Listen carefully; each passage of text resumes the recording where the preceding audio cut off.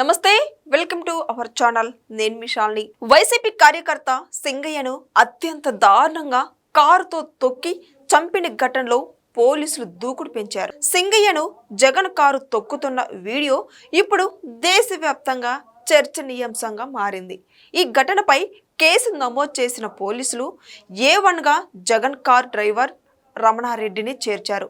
A2గా జగన్మోహన్ రెడ్డిని, A3గా కారు యాజమాన్యాన్ని పేరును చేర్చారు.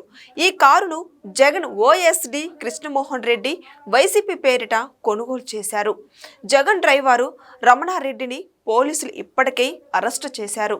సింగయ్యను కారుతో తొక్కిస్తున్న భయానక వీడియో ఇప్పుడు సోషల్ మీడియాలో వైరల్గా మారింది. దేశపూర్వకంగానే సింగయ్యను బలి తీసుకున్నారా అనే అనుమానాలు కలుగుతున్నాయి.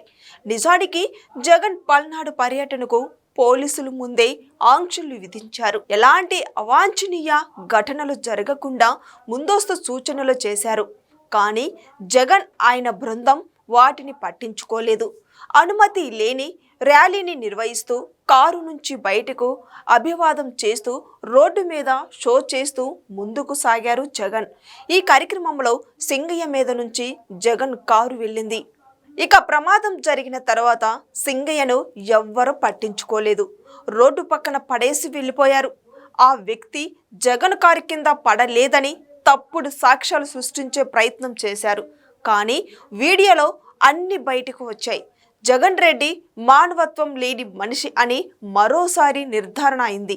పోలీసులు ఇప్పటికే ఆ వృద్ధుడు జగన్ కారు కింద పడి చనిపోలేదని గతంలో చెప్పారు. తమ కారే తగిలిందని ఓ వ్యక్తి వచ్చి చెప్పడంతో అలా చెప్పారు. కానీ వీడియోలు వెలుగులోకి రావడంతో అసలు నిజం బయటపడింది. వీడియోలు బయటకు వచ్చినప్పటికీ వైసీపీ నేతలు తమ బుద్ధి పోనించుకోవడం లేదు. ఫ్యాబ్రికేటెడ్ వీడియోలు అంటూ సోషల్ మీడియాలో పోస్టులు పెడుతున్నారు. నిజం కళ్ళ ముందే ఉన్నా నమ్మలేని గుడ్డు భక్తులకు మారిపోయారు వైసీపీ నేతలు, కార్యకర్తలు.